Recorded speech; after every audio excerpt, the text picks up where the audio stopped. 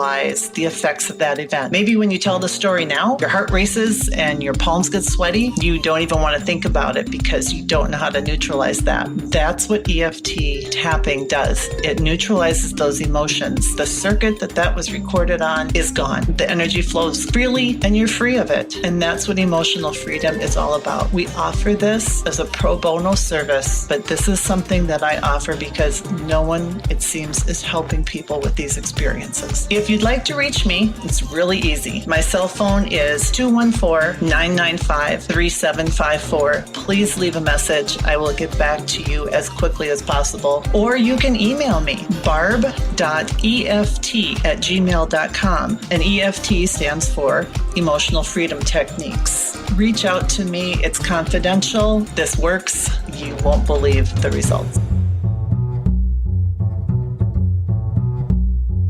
This is Dave Cruz, host of Beyond the Strange Radio, and you're listening to KTLK, The Fringe FM.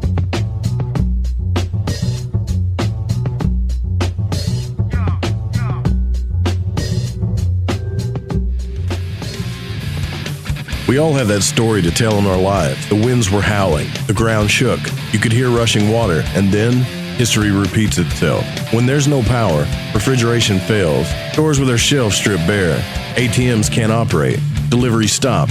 Then what? These events can last days or weeks. You need a plan. In statements made during recent interviews, FEMA Administrator Brock Long has repeatedly urged all Americans to understand three truths. FEMA is broke, the system is broken.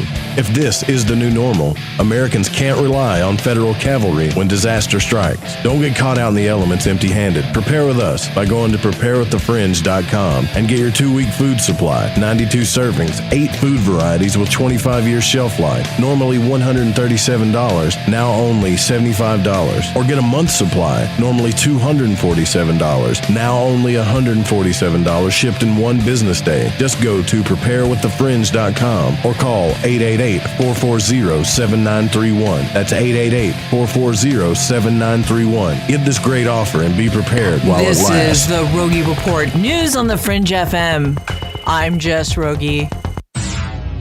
Who is Q, aka QAnon? A new docu-series on HBO called Q, Into the Storm, seems to have a theory. Filmmaker Cullen Hoback went deep for 3 years interviewing the people behind the message board 8chan. The finale aired this past Sunday, and spoiler alert, the whole thing could be possibly tied to Ron Watkins, aka Code Monkey, the admin for 8chan. Ron's father is Jim Watkins, who owns the website. Ron brought the website to his father's attention, and his father purchased the website from Frank Brennan. And if you want to know more, you can check out the series Q, Into the Storm on HBO. The idea of vaccine passport sounds like something out of a dystopian movie. Countries around the world plan to introduce vaccine passports for their citizens. Last week, the Biden administration proposed the idea of a vaccine passport. The administration suggests private companies be involved in the creation of the tool, but did not name any specifically, simply nodding to the fact that the government would not want to be responsible for the creation of a tool nor control the data. It was also mentioned that there were no intentions to mandate the passport at a federal level. However, if mandated, it could open the door for more surveillance. Watch where you're going. A man in Zimbabwe encountered what he claims to be a UFO. Miyambo was traveling home on his motorcycle when he saw a strange light followed by a deafening sound, which caused him to fall off his motorcycle. He reported that the UFO looked like a rocket with a tail of fire. And he was not the only person who witnessed the UFO. Other residents in the area claim they also saw a bright light followed by a loud booming sound. Scientists have sent the first wireless commands from a computer to a human brain. Researchers at Brown University say the system can transmit brain signals at a single neuron resolution and in full broadband fidelity. Who knows what that means? According to The Independent, a clinical trial of the BrainGate technology involved a small transmitter that connects to a person's brain motor cortex. The 2 participants of the trial were paralyzed through spinal cord injury. abilities. The participants were able to use the system to control a tablet computer. The participants were able to achieve similar typing speeds and point-and-click accuracy as they could with wired systems. And they were able to use the wireless systems continuously for 24 hours rather than in a lab. Take that, Elon. This has been the Rogie Report News on the Fringe FM. I'm Jess Rogie.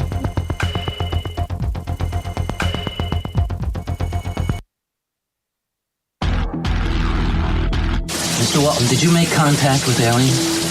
Were you taken to another planet, to a mothership? How did they communicate with... Can you tell me what they look like?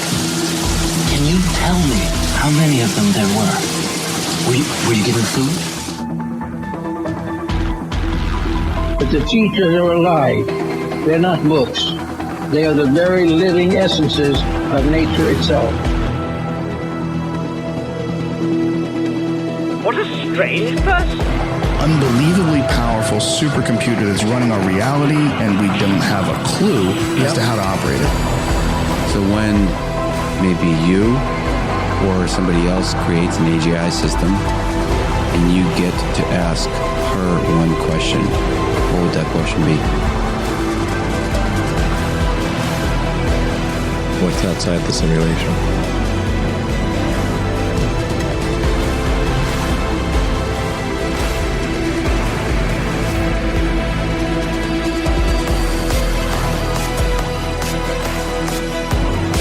Say in your mind, say to yourself, I am more than my physical body, because I am more than physical matter.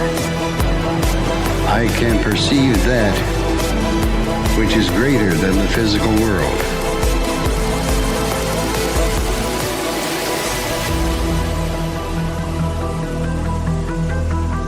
Do you not know all the answers to the questions about reality? Do you not claim to know the ultimate truth about life?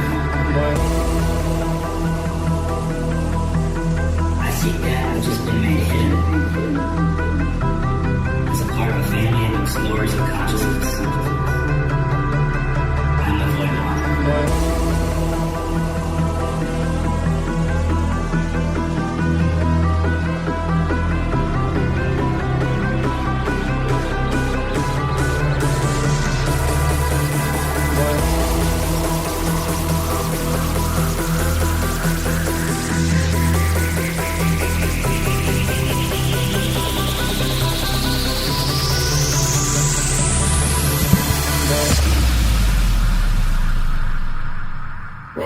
Welcome to Lighting the Void. All broadcasting from New York, upstate near the Great Lakes, it's Lighting the Void, and I'm your host, Joe Roop, and we're live on the Fringe FM, KTLK Digital Broadcasting, and it is April the 13th on into the 14th. It's midnight here on the East Coast, and we are broadcasting live as always, raw, uncensored, and uncut. You can call in tonight, 1-800-588-0335. That's the call-in number for tonight. And usually for most nights. Actually, it's been the call-in number for a long time. Clint Richardson is our guest coming on. And tonight, I want to talk about a subject that I've brought up quite a bit on the show. I've brought up quite a bit on the broadcast as far as some things that concern me, especially when it comes to mad science and experimentation. But first and foremost, I want to thank the new patrons that joined today. And some people upgraded too, so that's cool. I really appreciate that. Teresa, looks like she upgraded, and let me just look here. I got to start giving credit where credit's due, right? So, yeah, Teresa upgraded, and then another person upgraded their pledge too, so that's cool. So over the past week, we've had like 4 or 5 new patrons, actually. If you want to join our chat, you can go to fringe.fm/chat room, or you can click on the Discord sign on the front page there. I am kind of in awe at the show that we had last night with Mary. There was some really accurate stuff, and I said on the phone, And I usually get a little bit of time to talk to Mary each night when she comes on, but I really got a chance to talk to her a lot last night. And the moon right now, for you guys that are in magic and manifestation and all of that stuff, the Aries moon right now, the Aries new moon, man, if there was ever a time to do, like, to cast in something good into your life, now is the time to do it. I'm telling you. Let's see who all's in chat. So we got Brent wanted me to do this, by the way. So we got Brent, Jody, Allie, and I can see everybody's lights lit up over there too. So when you jump in, I'll shout you out as well. Clint Richardson, honorable man. Yeah, that's who's coming on tonight. So the big thing is that I wanted to talk about tonight was the mad scientist stuff. You know, it's something that, like, we've discussed so much on the show. The thing that really worries me is that we have no oversight over these guys and all of the things that they do. So I think I might bring this up with Clint, but it's also a concern of mine when you hear things about, like, how Bill Gates is going to put chalk in the atmosphere. Of course, we all know he's the craziest mad scientist of them all, but I hope one day that we move into a world where metaphysics actually becomes a science. But until then, you know, we got a lot of mad scientists out there doing a lot of crazy things. So how is it terrible? I mean, I guess what I'm trying to say is, it seems weird that things are deemed acceptable just because they are done, quote, in a lab. And you hear that stuff all the time from people, right? Well, it was done in a lab, or it's acceptable because it was done in a lab. Well, lab studies this and lab studies that. Well, everything that is, I would say, well, a lot of stuff wrong with our society today that we need to work on fixing has been done in a lab, whether it's in our food or pharmaceuticals or any of that stuff. Most of it's done in a lab.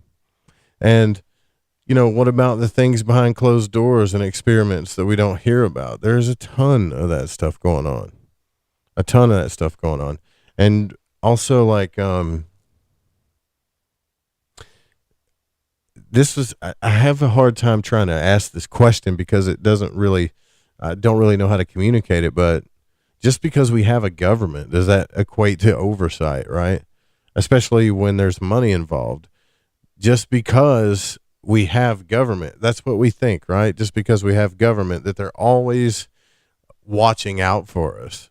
But again, I say it like this, most of the people in office aren't nearly as smart as the scientists. So how do we know that we're really watching these cats?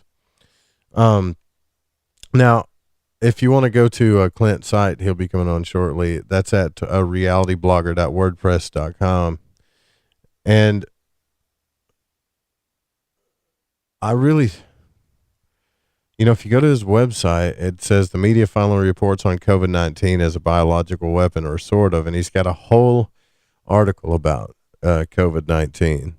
And I was talking to somebody in the store today about that. Now here at the dollar store, these people, like, nobody's really caring about masks at all, you know? So the other day, when I met Chuck, that owns the tattoo, one of the Mellow Madness tattoo here in Rochester, we went to the park. Now, when I got here last year, one of the first things I did was I went to Lake Canandaigua with Ryan Gable, and everybody was wearing masks. Everybody. It was insane. Like, everybody that was walking outside, it didn't matter. It was like almost like a fad around here. Well, this past weekend, when I went to the lake with Chuck and Barbie and Chuck's son, nobody was wearing masks. It was like Florida up here. So I think that's a good sign to me, because I want everybody's immune system to kind of like start taking over, right? That's what we want. The whole herd immunity thing that people talk about is kind of this thing where we realize that viruses tend to evolve. That's what they do. They evolve and mutate and evolve and mutate. And this whole, let's starve the virus out and all this stuff is going to go bye-bye. I don't think that works. You know, I don't know because I don't claim to be a doctor, but I do know that viruses mutate. And if you go back and look at the history of the AIDS virus, it mutated a certain way too. And these viruses, viruses kill things. That's what they do. It's almost hard to talk about because you don't want people to say, well, no, you just don't care if people die or not. But it's not that. It's what I'm afraid of is the damn thing mutating to a point to where, which it's pretty much is going to do if we keep this up, I believe. It's going to mutate to a point to where we can't do anything about it, like ever. Anyways, I don't want to go down the fear road there. But so where was I going with this? So this whole mad scientist thing is the era that we're in right now. There's a lot of stuff going on behind the scenes. You can study articles about space, the Space Force, about Elon Musk. There's a lot of stuff in that neck of the woods when it comes to science that we don't know about. There's a lot of stuff that is going on behind the scenes when it comes to viruses and warfare that we don't know about. And I don't think we want to know. The real question is like, what do we do about it? How do we get the information that we need to get, and how do we sustain that information? And so far, the one thing that we've come up with is we talk about like breakaway societies. You know, what's up, Chance, Cat? So, and Hope, how you doing, Hope? And we talk about breakaway societies, but how long is that going to last, really? Do you really think, I was really thinking about this today too. Do you really think running away to the country or something is going to keep you from having to deal with society and the United States government and all the stuff that they do here? I mean, let's look at this right now. I don't think that's going to stop anything from happening. It could slow it down. Like if you lived in a breakaway society where you didn't have to live in smart cities and stuff like that, sure. Like for a long time, you'll probably be outside of society and you won't have to deal with everything. And there's a lot of stuff that you can do on your own, sure. And I think you should. But at some point, you can't run from it. I lived in the country my whole life. And I grew up where we did a lot of things for ourselves. We didn't, like if we needed a mechanic, we'd fix our own car. A lot of times we got our own meat, our own fish. We gardened a lot. My aunt stuff, we make our own soap, whiskey, beer, water supplies. But at least in Arkansas, you get spring water all day long. There's nothing to it. But we still had to deal with society. I mean, we still had to deal with cities and all of the laws and everything that society was doing. I mean, I'm trying to understand all this, the breakaway thing. I do understand that it's going to keep your costs down. But there's just, to me, it's not like Robin Hood and the sheriff of Nottingham where we got people living in the forest that don't deal with anybody in the town. It's not going to be like that. It's not going to be like that at all. There is a whole society of people that talk about living off grid, and they do really well with it. But they get into making like every single little thing for themselves. And in order for that to really work, you have to have a functioning community where you have a lot of people willing to pull their weight, or you got one or two people that just know how to do everything. Now, let me tell you, from my experience, I'm not trying to be Debbie Downer here, but from my experience, without good leadership, a community is nothing. And then you get into the community, and you're always going to have a few people that do things that are really good, and you're always going to have a few others that don't pull their weight at all. And I don't know, I need to look into it some more. But this is the kind of stuff I've been thinking about, because no matter, I guess my point is, and what I'm rambling to try to get around to is, there really is no way to escape society.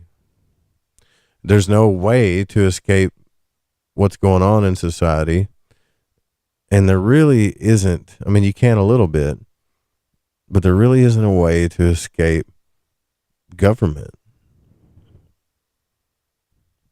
Isn't that a scary thought? Now, we can minimize government as much as possible, but there's no way to escape it without a revolution. So I've talked to quite a few of you about this breakaway stuff. And while I'm watching, I think like Bitcoin, it's up to what, 63? I think it went up to like 63,000 today and climbing. We're about to be in a really weird world. I really think it's going to be like weird.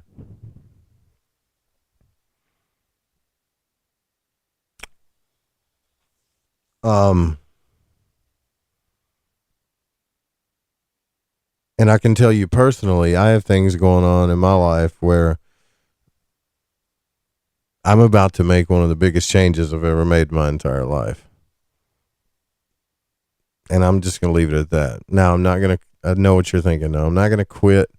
We're not going to take the station down. Lighting the Void's not going off the air. But it's a pretty scary thing.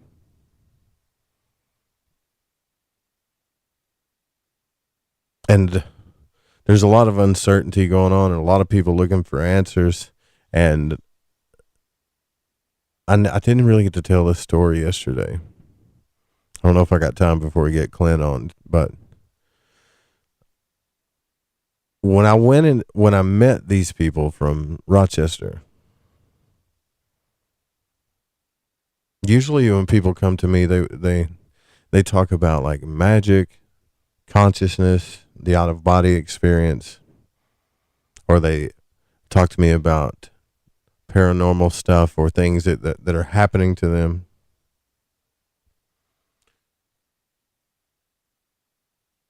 But what I keep running into is people that it doesn't really matter where they are in their life, if they've been doing what they love for a living or they're working a corporate job or whatever, right? It doesn't matter. Doesn't really matter, actually.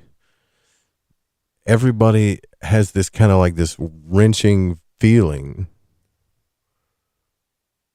that they're being called to do something else or to move towards something else. And it's hard for me to navigate that with people because I don't feel that way.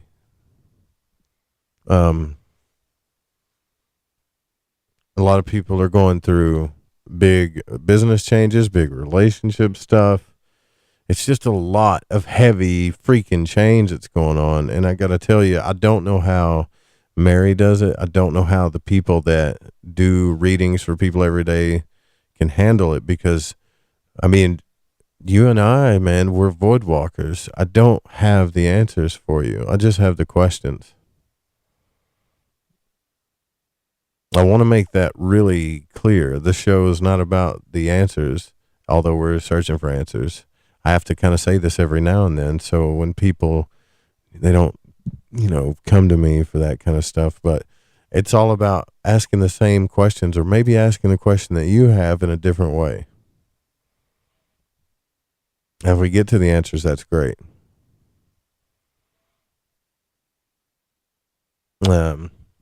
I kind of got a weird vibe last week when I was, when I got on the phone and I was walking around outside in the yard from people that were even on the show, that maybe because I want to be skeptical that I'm negative, but it's not about negativity. It's not that at all. I was told something pretty profound today that kind of got my attention. Well, it got my attention a lot. And someone told me that I cared about the truth more than I do about people. Now, I had never separated those two things in my mind before. Like ever. Because I always thought that if you really cared about people genuinely, then you would want the truth. Like, I thought they were just kind of like the same thing.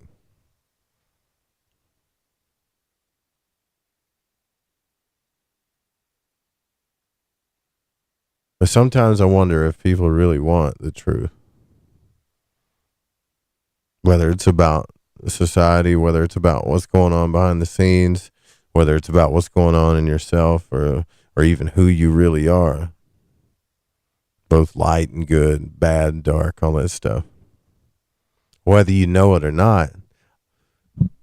Man, I'm sure some of you do. Like, we all have a dark side. I have a dark side. You remember when we read Carl Jung? We all have a dark side. We're all capable of doing and saying bad things. And most of the time, if you can point your finger and say, look how bad that person is, or whatever, right? Which we all do. A lot of times, we're capable of that stuff too. So really, why do you think everybody's out trying to get the truth? Why is everybody angry? Why is not angry, but they're frustrated because they're not getting any answers, or they don't know what to go, or even in their career lives, they don't know what to do or what moves to make, and everybody's just reaching. That's what it feels like to me anyways. And I feel like this guy that's like, man, I just want to help get the solutions, but what are the solutions?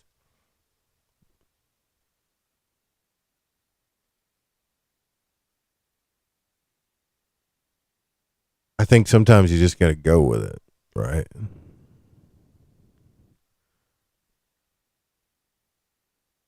You just got to go with it.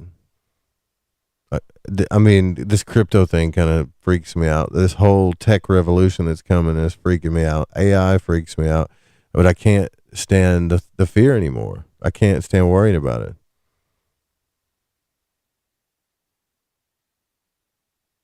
And the only people that seemed like to give us any real answers to the questions, it's not the government. It's these people like that are in labs, the scientists, right? You read these journals and stuff, and they know all about what's going on, and everything's logic and science, but nobody's doing anything about the uncertainty. Nobody's doing anything about how people feel. You'll hear it every now and then, but nobody really cares, you know. Everybody wants to know about what's being done behind closed doors and experiments that we don't hear about. And for the people that don't, they just assume that the government is looking out for us all the time, especially when there's money involved, right? And while all of this is going on, there's a massive spiritual and emotional urge for a lot of people to want to change their life. You heard it last night on the show, right? I even asked this one guy, it's like there's nothing is defined anymore. It's really weird. I even asked this guy, he said, what did he say? He goes, well, I'm at this, my heart space is filled, and I'm at this place where I feel like I need to go higher. And I'm like, well, higher in what? In life, or in the world? Like, what is your goal? Do you have a vision? Are you moving towards that goal? He didn't really know. He just said kind of both.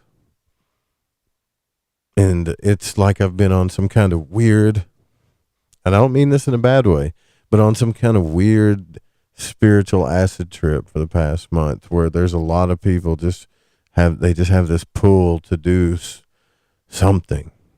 Just don't know what it is, but something. I just need to change. Something needs to change. I need to figure something out, or whatever. So for those people, I'll say this, and then we'll get back to the mad scientist stuff. If you were going to die, if you knew you were going to die, this is kind of like what Alan Watts used to say. If you were going to die this week, the doctor says, you got a week to live. Let's say 2 weeks. You only got 2 weeks to live. Make it this simple for you. You can make it a month or whatever. Hell, let's do that. It's more practical. You got a month to live. What would you do? money, like it doesn't matter how much money it makes or any of that stuff, what would you do? When you figure that out, that's what you're here to do. That may not be the final thing you're here to do, but that's what you need to be doing.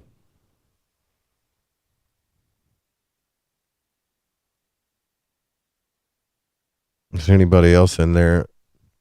Yeah, Mike. What's up, Mike? All right. Shoot. I'm listening to the clock here. So we're going to get our guest on, Clint Richardson. We're going to talk about some of these questions that I've asked, and we'll be right back. More Lighting the Void coming up. Make sure you go to lightingthevoid.com and support and join all the Void Walkers there. Grab some swag or get yourself an altar box. And thanks again, Chuck, for grabbing an altar box, brother. I appreciate it. We'll be right back.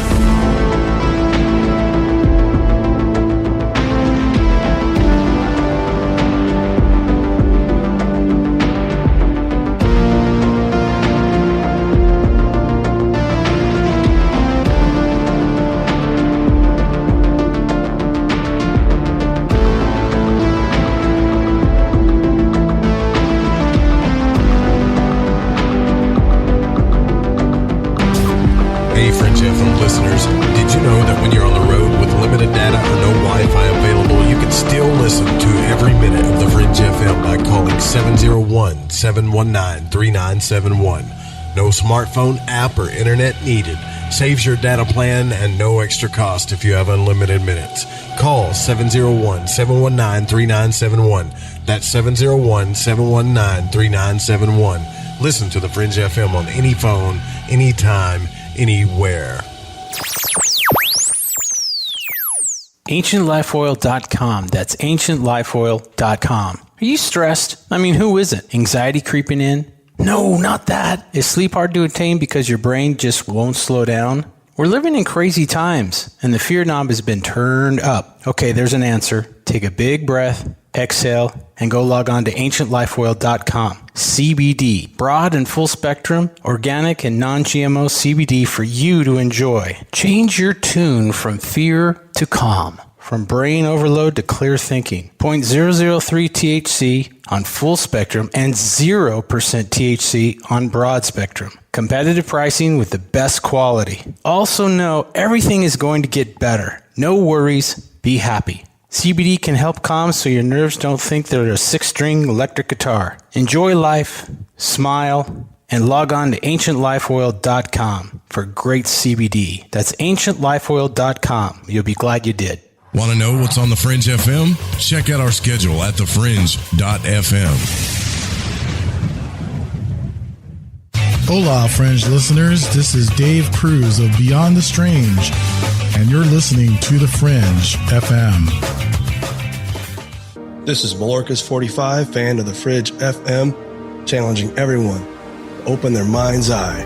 Listen to Lighting the Void with Joe Roop to gain precision for your third eye vision. My name is Jake. I'm from Billings, Montana, and I am a Void Walker. Hey, Joe Roop. Thanks for lighting the void. This is Janine in the bluegrass of Kentucky, and I am a Void Walker. What's up, guys? This is Damien from San Marcos, Texas, and I'm a Void Walker. I listen to the show to keep myself aligned with the world.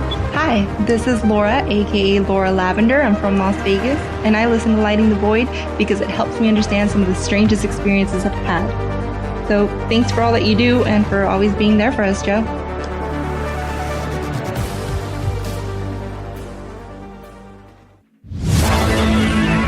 Hi, this is Kronox from Belgium, and you're listening to Lighting the Void with Joe Roop.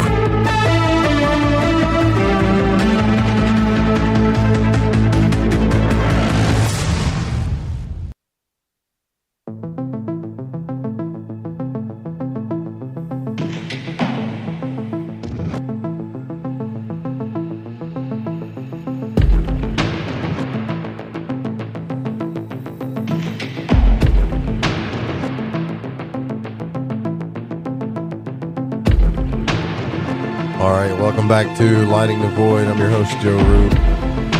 Don't forget, we're here 5 nights a week live for you right here on the Fringe FM at fringe.fm. Tomorrow night, we're going to be talking about the development of individual consciousness with Ethan Indigo Smith. And then we're going to have S-Ben Kyan on. We're going to talk about occultism after that. And then we're obviously going to do Open Lines Friday. Again, if you want to join our chat room, you go to fringe.fm/chat room and join all the cool kids in there. What's up, Alyssa? Funny comment, right? I don't know if I can say it on the air. All right, so let's bring on our guest, Clint Richardson. He's here with us. And Clint Richardson is a researcher and a documentary filmmaker focusing on the structure of society and the organized crime syndicate we call the government. Through his work, he seeks to promote unbiased and unhindered information that is both based on the ancient liberal arts and without fallacy, mixed with his own brand of sarcastic but sharply painful commentary of what reality is. Sounds fun to me. What's up, man? Thanks for coming on the broadcast. Good to have you. That's an old description, but hey, I guess it still fits, huh? Yeah. Thank you for having me. Yeah, man. So tell me what you think with my big question at the beginning is, and we can get into a little bit more about your research and stuff, is I always talk about oversight and this mad scientist experimentation deal. And I think we really don't know how dangerous that stuff is in society, that we have scientists that have bukus of money that are really smart and doing whatever experiments they want. Like, that stuff is the kind of stuff that freaks me out. And also, I believe how COVID got here, but I just honestly would like to know what you think about that. Well, fortunately for you, I've done an entire documentary. I'm working on an entire documentary series on the subject. And I found the answers that everybody's looking for. And the reason I found them is because I don't generally go to, places where everybody else go.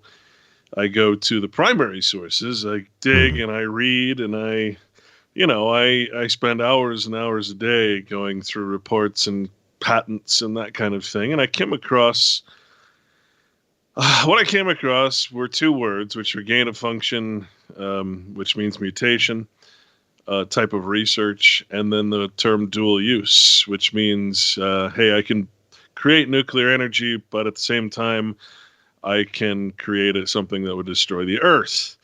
That kind of thing. A dual use research of concern is what they actually call it in the very field you're talking about. And what we're talking about is what was warned about long ago, back in the early 1900s.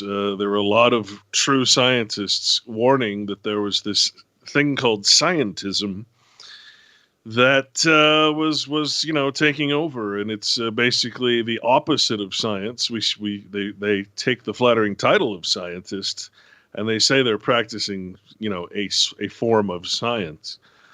But what we're dealing with are people who they're pseudoscientists. They're not actually doing science, because science is actually the study of nature, right? Is the study of nature in order to fluidly work with it. But everything that modern science does, and again, I almost refuse to call it science anymore, because it's not.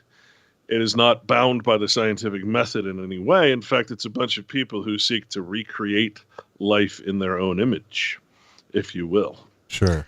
So, yeah, we're talking about a cult. We're talking about a consensus-based sort of community or society that calls itself the scientific community.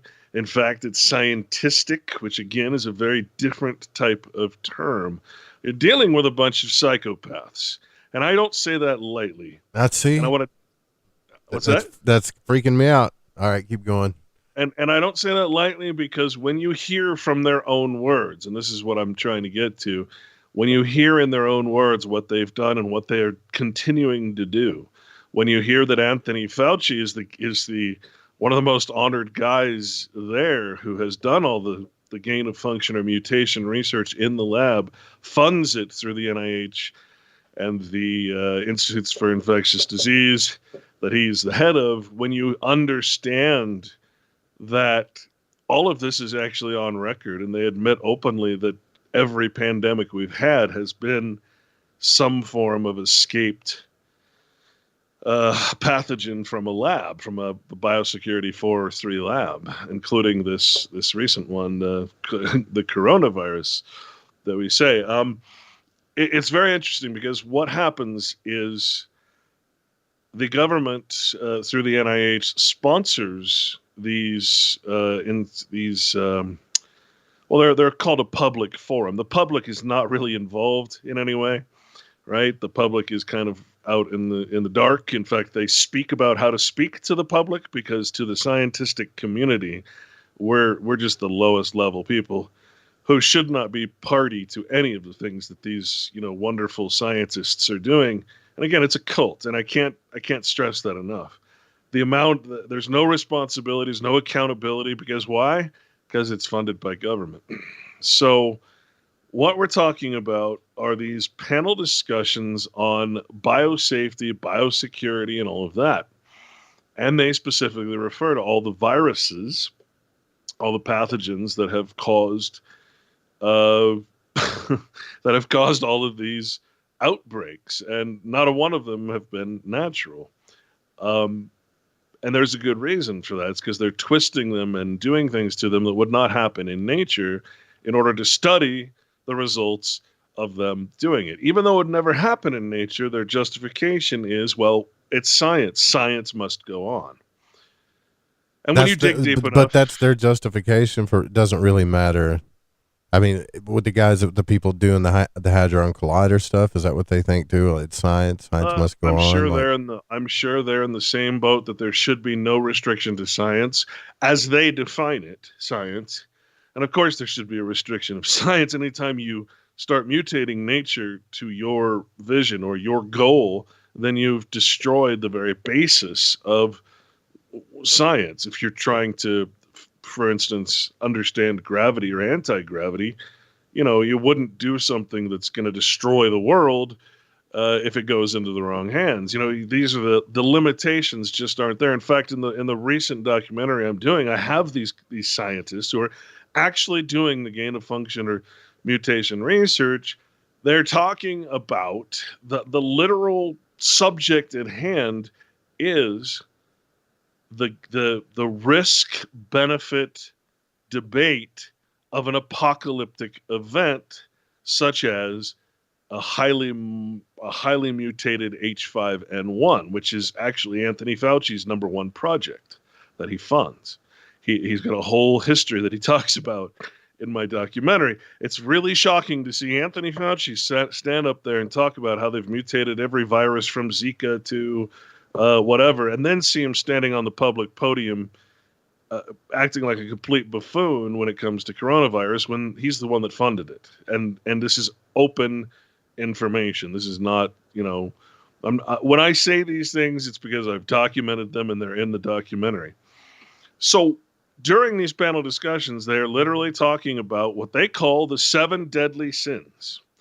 The 7 deadly sins of basic research. Now, I want you to keep in mind, if the military or any other outfit in the government or anybody in the private were doing this type of research, in other words, taking H5N1 that's already highly pathogenic and making it transmissible to humans, or human to human, which you can't do in nature, making it more virulent, more contagious, more deadly, resistant to drugs, airborne, all of these things they do, and they call those things the 7 deadly sins. And this is what these debates are about.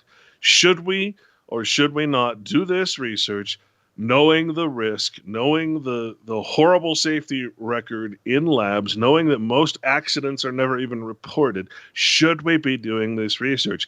And one step further, should we be publishing the results of this research? This is what government panels and all of these scientists that we're talking about, this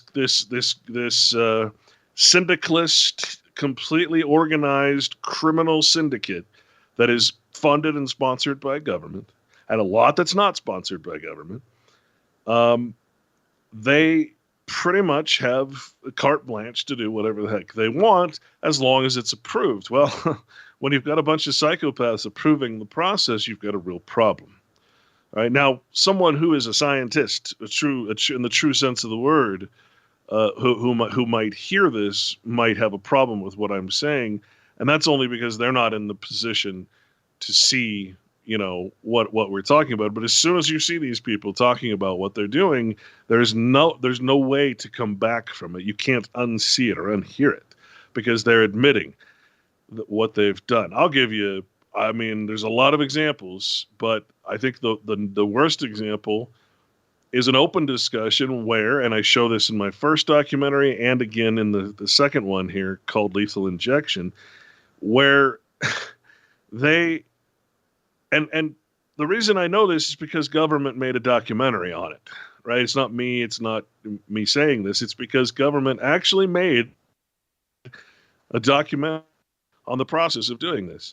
And what they did was they went and got permission from the Eskimos in Alaska, where they knew that some Inuit tribesmen were buried who had the 1918 Spanish flu, what they call the Spanish flu, which is actually a typhoid fever.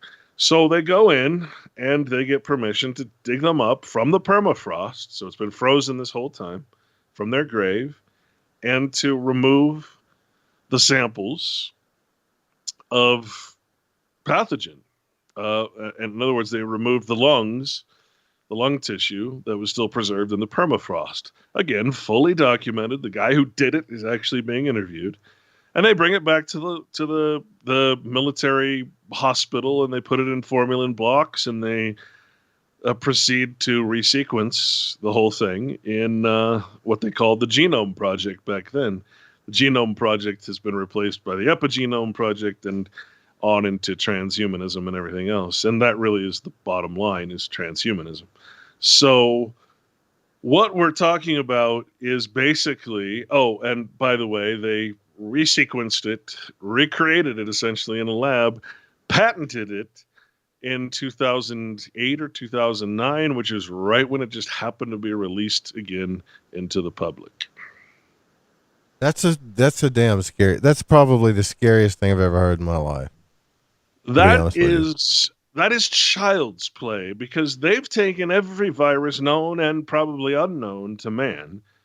I mean, when you're looking at these cases of Zika, they've, even what's her name, Judy Mikovits talked about Zika and messing with it, altering its in other words, the 7 deadly sins, altering the ability of these things to be more infectious, more contagious, on and on. So what they're doing behind the scenes to all viruses is extremely, extremely concerning, to the point where, again, the discussion is it worth an apocalyptic event? Is it worth the end of mankind and possibly animal life to do this research? And to them, the answer is always the same. No matter what risk you put in front of the benefit, and there is no benefit, right? No matter what risk you apply, including, the death of everyone on Earth, they do not care. They take no responsibility for their work. Yeah, it that's is the thing, man. All of this is documented in my documentary. That's the point that I swear, like, it's finally coming around. We've been talking about this for a couple of years now, if not a little more, that the idea, and I guess I could ask you this, who has oversight over this stuff, right? That's the thing. Like, is it the government? And who is assigned to have oversight over any of these labs? And even if they did, what really would it matter? It wouldn't matter. No, and they say as much. They're very frightened of other countries. So the whole debate started when a guy named Ron Faucier, who calls himself a virus hunter, another one of these scientific guys, who just has no moral compass whatsoever.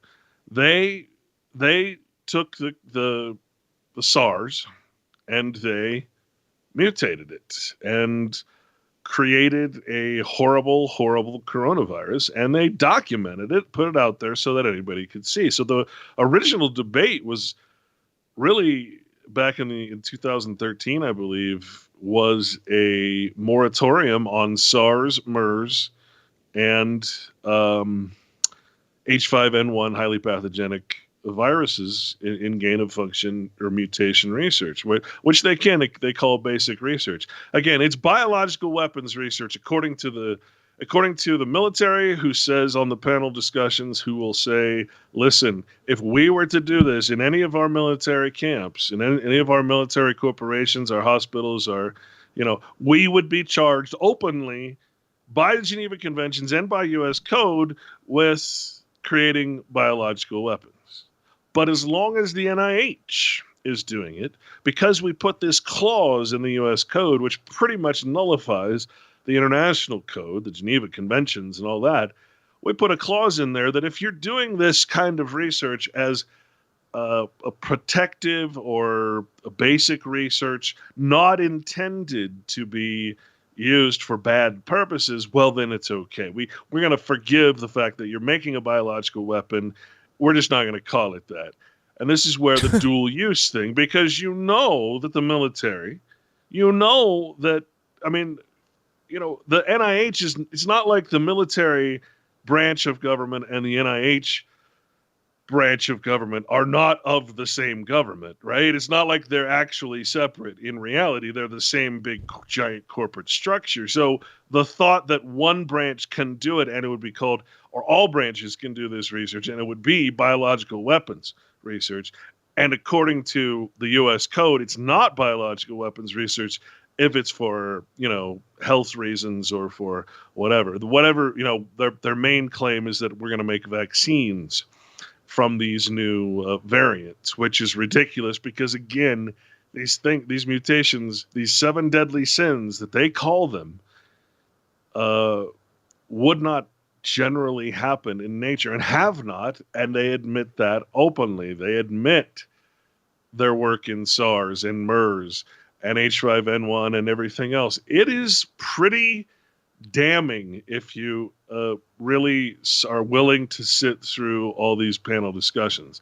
And so what I did is I took all that, took the panel discussions, I took a couple different videos on scientism and how that's working, and I put it all together and called it Wagging the Dog. With, I didn't intend it to get this in depth, but when I saw the truth, again, you just can't unsee it. You can take all the speculation and all the stuff you hear around the way and just throw it out the window, because here's the actual scientists, as they call themselves. I call them so-called scientists, who are actually doing the work, funded by Fauci. Fauci is their guest speaker, talking about how they mutated H5N1 and other viruses. The whole history of Fauci's career, because he's their honored scientist guest. Yeah, he's their golden boy. And so if you're willing to watch, it's a 9-hour documentary. And the next part is going to be 9 hours full of selected parts of all of these panel discussions, because otherwise no one is going to see them. When I first pulled them up, they might have had, 200, 300 hits, 2,000 hits. And that wasn't because the public's watching them. It's because it went around the NIH, right? No one in the public knows this is happening. And when they talk about it in these panel discussions, how they should even speak to us low-life people in the public, us non-scientists, right? It's horrible. It's like they're talking about children who can't handle the truth. And if they did tell us, they might lose their scientific funding to do this type of research. They might lose, right? So they're very, very, they talk about the way they should propagandize, the way they should lie to us, the things they shouldn't say more than what they should say. Give them about the 80% truth and twist the rest of it. And they just basically keep it on the down low. I'd never heard of this stuff 2 years ago. So, the whole story is there. They tell the whole story because in order to have this debate, they have to talk about past accidents. They have to talk about what has happened in order to justify what they think will happen or why it will not happen. So the whole thing's there is what I'm trying to say. And again, this has gone. I mean, it's beyond. This is I think you fully understand because of your question. Man. Yeah. That this is a war against nature. In every possible way, you could translate that to a war against God if you understand the biblical term for God, which is YHVH, and what that means, existence as it is, right? It is a war against what the very foundational law and structure of nature, including mankind. And it goes, and they talk about how they're doing a lot of this stuff and they purposefully make mistakes, and they purposefully do stuff toward the transhumanist agenda. So, I mean, we're at a war, and we don't even know we're in a war. You got half the people saying viruses don't exist. You got half the people, there's so much disinformation out there. And yet here are the very people that are doing the research. And it's really amazing, and it's a really big burden off of your back to see the truth, to see the people actually admit to what they've done. Yeah. But again, it's not public. It's not like it's being put forward to us. The only way it's going to ever get out is if people share this information. Yeah, so that goes back to that question I asked, like, what about the things behind closed doors that we don't hear about, right? I mean, look, in all of the world of parapolitical stuff and all of research, it's the one thing that eggs most people, and it's the one thing that gives most people power and control over you, right? What they do behind closed doors that they don't tell you about, or they don't want to tell you about, right? So we've done radio shows for years back into the 70s and 60s because of stuff like this. So now that we have the internet, we're starting to kind of see it, I think, a little bit, don't you? Just a little? In my opinion, this is what all of those panel discussions, this new, whatever the purpose, whatever the reason, whether it was accidental or purposeful release, this is the very, I guess, paramount point that they were concerned with. This is the point. This is the thing. It has gotten out. This is the thing they were worried about. This is the thing they were doing risk-benefit analysis of, right? And again, I don't know. I'm not going to sit here and tell you that it's purposeful or accidental, because that's really not possible for anyone to say. But what I can say is that every other thing that's been released has been released from a lab, because they tell you so. Right. Well, yeah, we can go down that road. Other viruses that have mutated beyond the point of immune systems being able to take them out, you mean? Like anything, your H1N1, your H5N1, your bird flu, your Spanish flu, all these outbreaks that we've had, and the ones they've created vaccines for and called a pandemic, they openly admit were lab escapees. They have to. Yeah. And again, they have to, because otherwise they can't have the debate. They can't talk about it. They have to talk about all the loopholes, all the things that have happened, in order to have the discussion and have an accurate. So consider it like you're finally seeing the villains monologuing. They're monologuing about what they've done because they don't think you're watching, right? And they know that most people aren't going to see this. And so I just happened to come across it because I was searching for these new terms, gain of function and all this, and the wealth of information I found on the subject verifies all of your fears. All of your fears about what you're talking about are happening and have been happening since the early 2000s. Well, earlier than that, actually. Yeah. So. Yeah, man. All right. So we're going to get more into this too, and we'll open up the phone lines as well when we come back with Clint Richardson. More Lighting the Void coming up. You guys stay with us.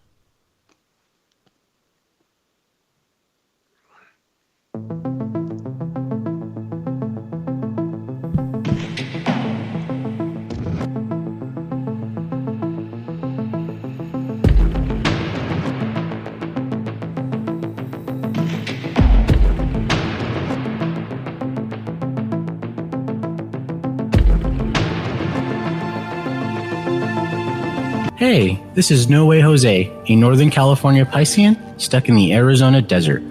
I'm a void walker, and I got the shoes to prove it. So what do I do when my soul yearns to delve deep into the realm of the unknown? I aim my satellite straight into the night sky and catch a smooth ride on the KTLK-DB radio waves. I tune into Lighting the Void with Joe Roop on The Fringe FM. Joe, Lighting the Void is the best show on the planet. This is Barney, your friend from Facebook. Thank you and all the crew for all you do. Namaste, my friend. This is Macon from the foothills of North Carolina, and I am a void walker. G'day, void walkers. This is Lily from down under Australia. The world may be small, the enigma is greater. So let your curiosity take you for a journey with Joe Roop. Hey, this is Fee, coming in from Central Maryland, and I am a void walker. This is Kevin Doherty, a beginner void walker. I'm from Vancouver, BC. I know a little about a lot, and as Leonard Skinner said, I guess the rest. I learned a lot from Mr. Roop in the show, and I heard it from the beginning. I knew right then he was going to be a new art pal. Thanks for all your shows, and keep it up. Hey, this is Derek from Mass, aka the Night Stalker, and I'm a void walker. This is Mark from Chicago, and I walk the void to ascertain what is consciousness. My name is Jared Johnson, and I'm from Humboldt County, California. I do not know all the answers to the questions about reality. I do not claim to know the ultimate truth about life. I seek that which has been made hidden as a part of a family of explorers of consciousness. I'm a void walker. Thanks, Joe Roop.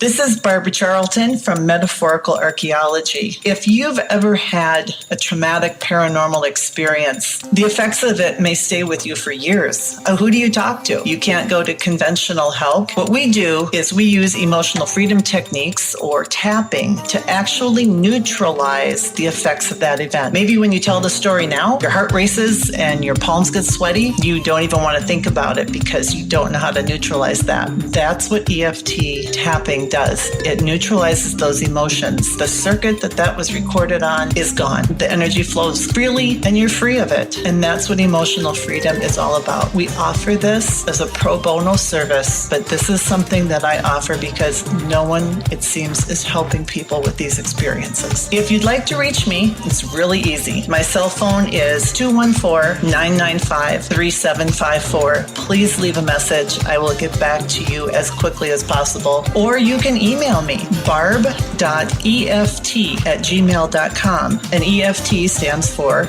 Emotional Freedom Techniques. Reach out to me. It's confidential. This works. You won't believe the results.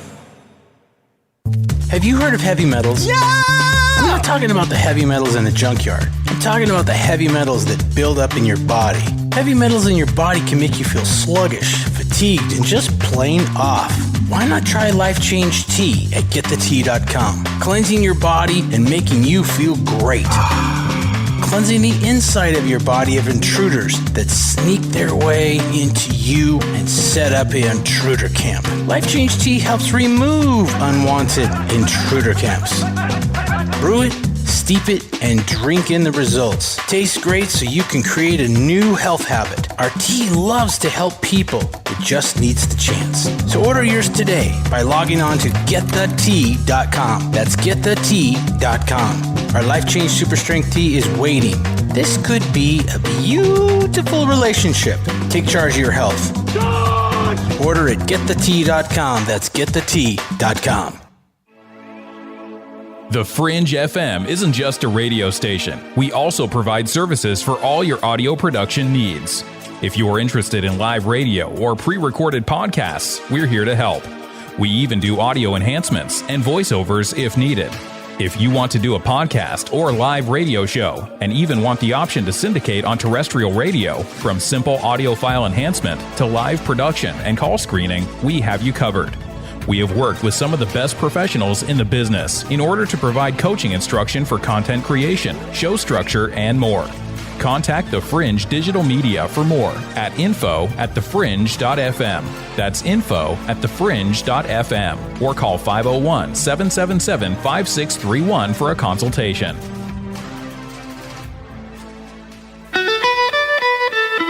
From the Kingdom of Arkansas, you are listening to Joe Roop and Lighting the Void. here on The Fringe FM.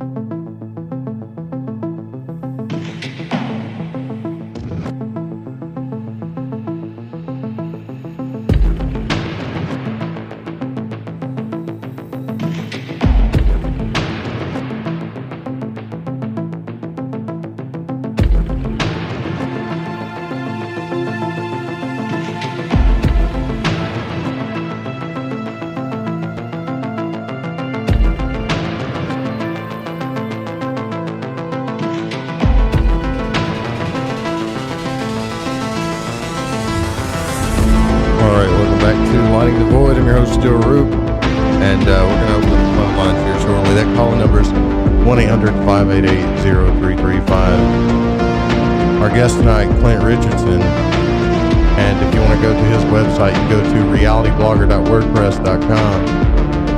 And so the biggest questions that I asked tonight are how is it things are deemed acceptable just because they're done in a lab, and what about things done behind closed doors and experiments we don't hear about, and does government equate to oversight? And man, we just you dropped a big bomb on us there before the break, Clint, and I hope when I put my archive show up, just because we're talking about this, how hard is it for you to keep this information up on the internet?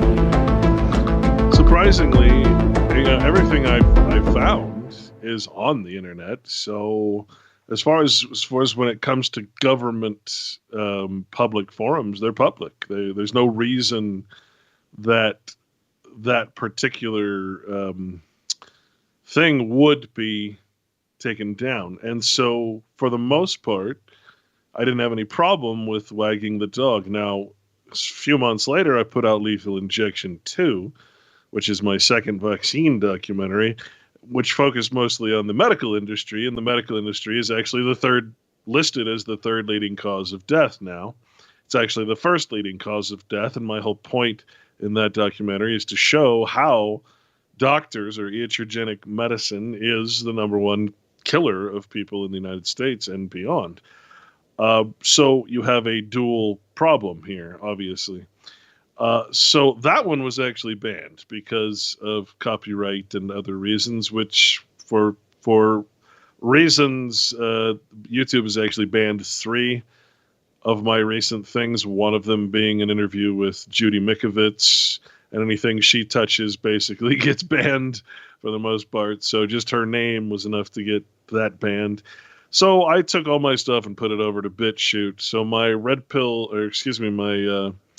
my YouTube channel, my BitChute channel, and a couple others are the same, which is Red Pill Sunday School. And I did a couple years of radio with that title, Red Pill Sunday School. So if you find the channel, you can find the movie.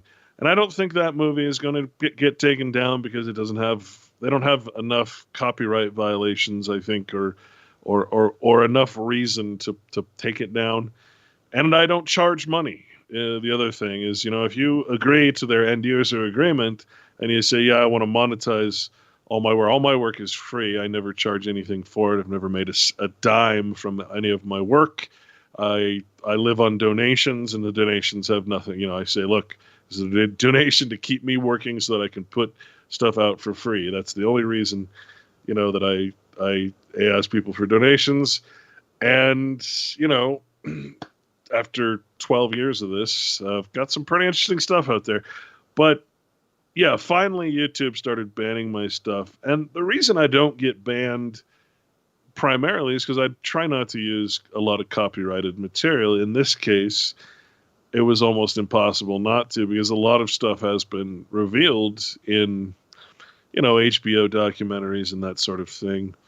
So yeah, I got the big copyright ding for my vaccine documentary, which I was not surprised happened. So a lot of people are moving over to BitChute and other platforms. I can't think of the names. Brighton is one of them, and they're downloadable. So you don't have to. The download link is right on the video screen. So hopefully lots of people have downloaded it. It's what I consider to be the best thing we have to primary evidence of what has actually happened, even though it's it's a secondary thing you're getting from the internet. It's not something you'd take to court. You'd want to get the original documentation, but it is a dossier. It is a real understanding of what has happened. And trust me when I say, when you hear it coming from their mouths, your whole world will change. You will finally understand. Again, all your fears will be confirmed. And I think it's much worse. I think it's much worse because you're talking about now things that aren't funded by government. And they do speak about that. And what much worse is we're sharing all of our research openly on the internet, which is, again, what the great debate is. So in other words, every biological weapon they create, which they call basic research, they're putting out there so anybody can download in the world. So if you've got the ability to create a virus in your garage, resequence the genome, which is possible, you can do it. Give it to China, give it to India, give it to all these different places, and great, give it to what they would call a terrorist group, and I'm sure that's the name or the word they would use to cover up any release or purposeful release that they would do. They're making it so easy right now to cause a biological war or apocalyptic event, even that I don't know what to say. It's just right there out in the open.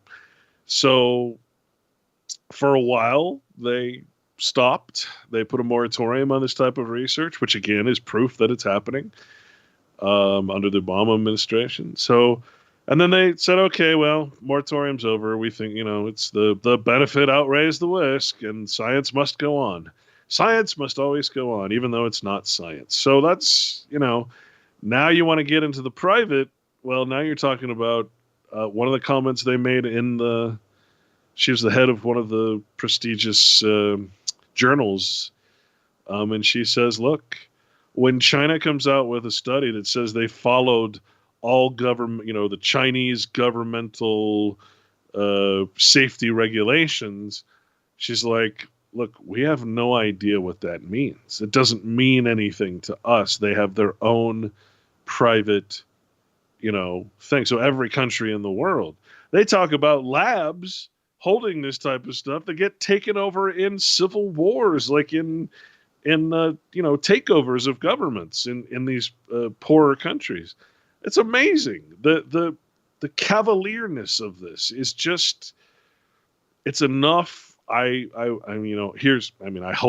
hope it's enough to make people angry enough and aware that this is happening, that it can be stopped. Because otherwise it's just going to keep going, and we're going to get way worse than coronavirus in the future.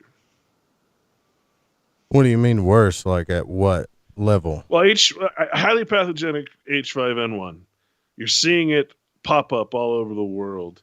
It needs a host, an intermediate host, which is the story they told you about coronavirus. Oh, it started in a wet market. It had to go from a bat to a civet to a ferret to a human. Well, in gain-of-function research, you what they did with the coronavirus is they added an HIV ortholog, a receptor called ACE2, which is very common throughout your body. And so, for a while there, they were getting false positives for people with HIV because they have part of the HIV virus in the coronavirus. So the vaccine was actually giving them a positive result for HIV, because that's what they did to make the coronavirus, and this is in their reports, to make the coronavirus specifically contagious to humans without having to go through an animal substrate. So when Anthony Fauci gets up and talks about H5N1, already highly pathogenic, it already kills 60% of the people it infects, but it infects people through an animal. There's never human-to-human transmission until Anthony Fauci and all his so-called scientists get together and tell you how they used gain-of-function research, purposeful mutation, the 7 deadly sins. They made it more virulent. They made it transmissible from human to human so they can study it in a lab. So the idea is, hey, we're innocent. Look, We took something that would kill 60 to 100% of people, and we made it human-to-human transmissible, so that if someone in the lab got it and they left the lab and they transmitted it to another they'd be able to transmit it to another human, and it would cause a pandemic. Okay, that's the kind of research they're doing. And again, they're storing that in their labs, in these biosecurity 3 and 4 labs all across the world, hundreds of labs that are mostly way less regulated and way less secure than anything you'll find in the United States. And, they're just sitting there waiting to be either attacked and the possibilities, in other words, which they discuss, the risk benefit, are endless on how these things can be accidentally released. So what Fauci did was make H5N1, highly transmissible H5N1, transmissible from human to human. That is a biological weapon. But because the NIH sponsored it, it's okay. It's just okay. So they go and they post how they did it on the internet. Now everybody can do it. I don't know how to put this any other way than to say this is absolute insanity. It is, it's happening right under our noses. Yeah, and their opinion as scientists is that the public doesn't seem to care. Well, yeah, because you're not really telling us this has happened. When the president gets up there and Fauci and the good doctor is standing next to him, and they act like complete nincompoops. Yeah, maybe wearing 2 masks would be even better. Here's the guy responsible for funding coronavirus research. Literally the guy. And have you heard him talk about it openly? No, not once. How is that possible? How is it possible that the guy in charge of funding it never talks about it? The guy in charge of doing it, like it's been his life work. He's proud of it. He talks about it as the Speaker of the House, right? This whole thing is so insane that you have to see it to believe it. Really, it's like you will not believe your eyes if you watch these panel discussions. So I'm putting together, like I said, probably 10 hours of panel discussions, cutting them up so you don't have to watch all the gory details. And, from 2007 all the way to 2021 about them talking about this risk benefit until, hey, suddenly there's a coronavirus outbreak and they're not talking about it. Man, this is almost scary. This is, it's not almost scary. It's like, oh, dude, what do we do about this then? What? Well, for one, the U.S. code, again, puts in these exception clauses that makes basically the U.S. be able to do anything it wants. So in other words, this is biological weapons research except or unless it's for peaceful purposes, unless it's for research purposes. Those type of clauses must be removed from the U.S. code, which codifies the Geneva Code, because under the Geneva Codes, this is a high treasonous war-like effort to create biological weapons. There's no if, ands, or buts about it. But because there's this exception clause, because government went in there and basically, for lack of a better term, adulterated and gerrymandered the law so that it doesn't affect their research in the NIH. Again, dual use. So in other words, DARPA is not allowed to do this, but the NIH is, and then the NIH reports it, and DARPA gets the report, so they can go ahead and do it privately. The whole thing is, I don't know what to say. When I first saw this, when I first put this together, the reaction was pretty much what you're having right now, and it turned into anger and into a sense of urgency that I could never had in my life, because I could not have imagined that things had gotten this bad, this corrupt in this so-called institution of science. I could not have imagined that it had gotten this bad in the medical industry, that doctors are the first leading cause of death. I could not believe and harm, 10,000 people a day being harmed by the medical industry. 450,000 as a conservative estimate dying from the medical industry in the United States every year. 450,000 people. That is the third. That's under cancer and heart attack, right? And yet you look at the side effects of these drugs. What do you see? Cancer and heart attack. So who's causing all these health problems? Right. Yeah. So, I mean, so these are, even though these are two separate documentaries, they're pretty much pointing to the same sociopathic, psychopathic people who get these flattering titles with government protections, who have no, here's 90% of oncologists would not do radiation or chemotherapy on themselves or their family, but they're more than willing to do it to you because, hey, you're just a customer and you're a paying customer, So talk about sociopathy, right? The whole thing is far beyond fixing. It has to be completely, it just has to be undone. The naturopaths and the chiropractors and all those people need to get together and really overcome this medical industry. And really, the miracles of some of the surgeries they can do, there are some good things, but as soon as they get out of that wheelhouse, as soon as doctors get out of their, broken bones and fixing, the things that the medical science are good at, once they get into drugs and once they get into all these different things, cancers, they don't know anything about this stuff. They're the ones causing it. So, oh man. So needless to say, I'm working on part 2 of both of those movies at this moment. Well, I think that it's kind of, based on what you're saying, like we got our work cut out for us, right? Because everybody's talking about breakaway societies and all this other stuff. If what you're saying is true, and I believe 100% that it is, aren't we all pretty much like in danger? That's the way we need to look at it. This is Mordor. This is like the fires are burning, right? The trolls are being created. The genetic alteration to all life is happening, including your own. What more do you need to break away from the legal matrix and say, okay, this is a moral battle. This is a battle against nature. These are people who want to redesign you and all of nature. And this is, again, not just me saying this. This is what's happening, right? They're injecting you with RNA so-called vaccinations. They're not vaccinations at all. They're instructing your DNA to mutate and grow.